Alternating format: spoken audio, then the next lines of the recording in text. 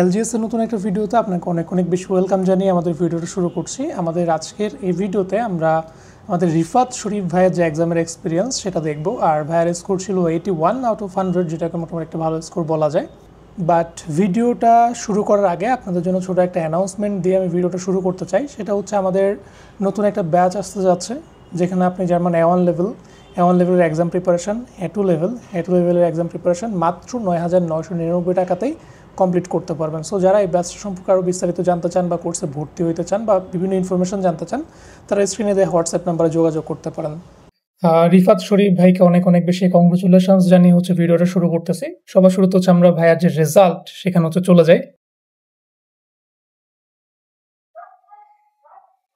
So এই হচ্ছে ভাইয়ার রেজাল্ট, যেখানে লিসেনিংয়ে দেখতে পাচ্ছি 18, রিডিংয়ে দেখতে পাচ্ছি 23, ট্রাইবেনে almost full marks, Tasfi ভাইয়েরও same ছিল ফুল মার্কস, আর স্পেশালে দেখতে পাচ্ছি 14, অলমোস্ট 15। সো ভাইয়া, আপনার কাছেও সেম কোয়েশ্চেন। আপনার ট্রাইবেনের স্কোরটা অনেক ভালো আসছে।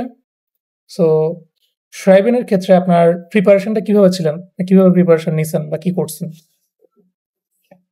ভাইয়া, টু বি অনেস্ট, রাইটিং এর জন্য আপনি আমাদের একটা পিডিএফ দিয়েছিলেন। হ্যাঁ, 13টা ইমেলের একটা পিডিএফ। হ্যাঁ, 13টা ভালো করে দেখেছি, মানে মুখস্থ বলবো না, মানে ওইখান থেকে আমি জাস্ট আইডিয়া গুলো নিয়ে রেখেছি। এবং মেইন এক্সামে মানে হুবহু কমন না পড়লে ওই স্ট্যান্ডার্ডে একটা কোশ্চেন আসছে, যেটা আমার লিখতে খুব একটা ব্যক্তিগত দিয়েছিল। ওকে, তাহলে খুব একটা বেশি খাটেন নাই, না ঘেটাই হচ্ছে 24 চলে আসছে। না না না, যেটা তো অবশ্যই আমি হচ্ছে আর একটা কাজ করতাম, বইয়ে হচ্ছে কি মাঝে মাঝে কিছু টাস্ক থাকতো না রাইটিং এর জন্য, তো আমি ওইগুলা নিজে নিজে পড়ে আবার চ্যাটজিপিটি রিকোয়েস্ট নিতাম। তো তখন একটা কনফিডেন্স বিল্ড আপ হয়েছে। এরপরে পরীক্ষার আগে আপনি আমাদের এক্সাম প্রিপারেশনের পার্ট হিসেবে যেভাবে গাইডলাইন দিয়েছিলেন, আমি জাস্ট ওইটুকু পরে সময় কমপ্লিট করেছি। আচ্ছা, গ্রেট। তাহলে ফ্রাইভেন তো আমাদের গেল, এবার আসি হচ্ছে আমরা নেক্সট মডিউলে। দেন আমরা দেখতে পাচ্ছি আপনার লেজেনও কিন্তু অলমোস্ট ফুল মার্কস। সম্ভবত একটা ভুল গিয়েছিল। তো লেজেনের ক্ষেত্রে কিভাবে কি প্রিপারেশন নিয়েছিলেন বা কয়টা মডেল টেস্ট আনুমানিক প্র্যাকটিস করছিলেন? আমি বলবো 20টার উপরেই করেছি। ওই যে গুরুটক একটা চ্যানেল আছে, আপনি সাজেস্ট করেছিলেন, ওখান থেকে 15-20টার মতো আমি হচ্ছে গিয়ে এটা সলভ করছি। আর একটা ব্যাপার আমাকে হেল্প করেছে, আমি শুরু থেকেই ভোকাবুলারিটা একটু হচ্ছে মুখস্থ রাখার চেষ্টা করেছি। এটা আমি দেখলাম যে ভোকাবুলারিটা ভালো জানলে একদম ইজি হয়ে যায়, তখন বুঝতে ব্যাপারটা খুবই সহজ হয়ে যায় ভোকাবুলারি জানা থাকে। তো আমি হচ্ছে নির্ভর সময় বইয়ের একদম শুরু থেকেই ভোকাবুলারি গুলা একটু রাখারই চেষ্টা করেছি।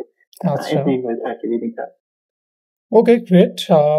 দেন আপনার কাছে হচ্ছে নেক্সট যে কোয়েশ্চেনটা সেটা হচ্ছে স্পিকিংটা নিয়ে। সো আমাদের 48 পেজের শীট থেকে কি আপনার এক্সামে কমন আসছিল, নাকি কিভাবে কি হয়েছিল আপনার এক্সামে স্পিকিং এ? হ্যাঁ, এক্সামে কমন এসেছিল, কিন্তু এই জায়গায় আরেকটা সমস্যা হয়েছে। আমি আসলে এক্সকিউজ বলবো না, এক্সকিউজ দিব না, মানে হতে পারে আমার ফল্ট, কিন্তু আমার পার্টনার যে ছিলেন উনি হচ্ছে গিয়ে কোশ্চেন করতে গিয়ে ঘাবড়ে গিয়েছিল। আমাকে 2টা কোশ্চেনই সে করতে পারেনি, পরে তার কোশ্চেনটা আবার হচ্ছে এক্সামিনার যে ছিল সে করেছে। তো তখন আমি একটু প্যানিক হয়ে গেলাম। আর আমাদের ওই রুমে 2জন ম্যাম ছিল, এবং আমরা যখন বের হয়ে আসলাম কম বেশি সবাই আর কি ওই রুম থেকে যারা বের হয়েছে সবার এক্সপিরিয়েন্স খুব একটা ভালো ছিল না। আমাদের ক্ষেত্রে হয়েছে কিউ কার্ডটা পাওয়ার পর পরেই হচ্ছে মানে একটা আমরা পজ নেই না, একটু ভাবার জন্য 5 থেকে 6 সেকেন্ডের একটা গ্যাপ, সে এরকম 5 থেকে 6 সেকেন্ডের একটা গ্যাপ পেলেই সে কার্ডটা চেয়ে নিত। মানে তখন আর কি আমরা যে 4জন ছিলাম মানে সবাই একটু আতঙ্কিত হয়ে গেছি, এবং একবার ভুল করলে দ্বিতীয়বার যে তাকে একটা চান্স দেওয়া যায় এরকম ব্যাপারটা ছিল না। সে সাথে সাথে নিয়ে আবার নতুন করে কোশ্চেন করার দ্যাট মিন্স এক্সাম সিচুয়েশন আপনার পক্ষে ছিল না। আচ্ছা, এটা হচ্ছে তাসফি ভাইয়ের ক্ষেত্রে। হ্যাঁ ভাই বলেন, অ্যাড করেন অবশ্যই। আচ্ছা, আরেকটু মানে হচ্ছে আমার দিক থেকে আমার মনে হয় আরেকটু আমার ভালো করা উচিত ছিল। আমি আপনার ওই যে আমাদের যে পিডিএফটা দিয়েছিলেন ওইখান থেকেই কমন এসেছিল, কিন্তু সেখানে একটা জিনিস একটু আনকমন ছিল, সেখানে থেমাটা আমি ওইভাবে ফলো করিনি। আমি কোশ্চেন করেছি, কিন্তু ওই যে থেমাটা মানে আমি ওইভাবে নিশ্চিত করে বলতে পারিনি যে ওই থেমার কনসেপ্টটা ই করে বেস করে আমি কোশ্চেনটা করেছি। আচ্ছা। তো ওটা খুব সম্ভবত সে ওরকম ওগুলো অ্যাকসেপ্ট করেনি এবং সে নিজে পরে ওই বিষয়টা আরেকজনকে আমার করেছিল। আচ্ছা, ওকে।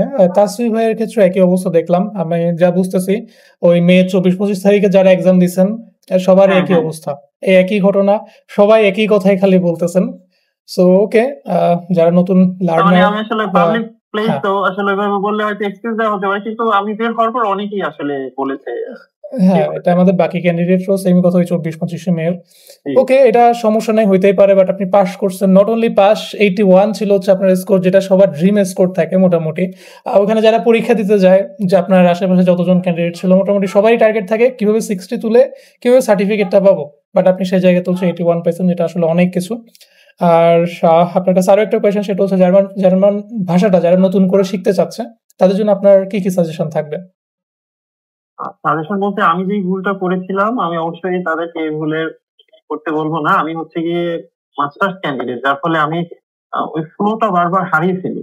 যে ধরেন হাউস বিল্ডিং এর জন্য যারা যাবে তারা ধাপে ধাপে চেষ্টা করে B1 শেষ করা। তো আমার ক্ষেত্রে হয়েছে কি যে মানে একটা সার্টেন লেভেল পর্যন্ত নিজের ইচ্ছায় যাওয়া, এটা মানে হচ্ছে অনেক সময় মনের বিরুদ্ধে গিয়েও পড়াশোনা করতে হয়েছে। আর শুরুর দিকে একটা ভুল করেছি, আমি হচ্ছে কোথাও এনরোল না হয়ে মানে কোনো মেন্টরের কাছে না গিয়ে আমি 2 মাস হচ্ছে একদম নিজে ফালতু ভাবে 2 থেকে 3 মাস একটা টাইম ওয়েস্ট করেছি। আচ্ছা। এটা আমি হচ্ছে তখন আর কি গেস করতে পারি না। জিনিসটা অনেকগুলো ইউটিউব চ্যানেল দেখছি আমি, একটা দুইটা না, বেশ কয়েকটা ইউটিউব চ্যানেল দেখছি, অনেক ভিডিও দেখেছি, কিন্তু আলটিমেটলি আমার যে হচ্ছে জার্নিটা আগাচ্ছিল না। মানে তার মধ্যে আবার হচ্ছে কি ওই যে ডুয়োলিঙ্গো থেকে শিখতেছিলাম, আচ্ছা, জিনিসটা সামনে আগাচ্ছিল না। মানে আমি দেখলাম যে মাল্টিপল জিনিস আমার সামনে চলে আসছে কিন্তু আমি অর্গানাইজ ওয়েতে যাচ্ছিলেন না।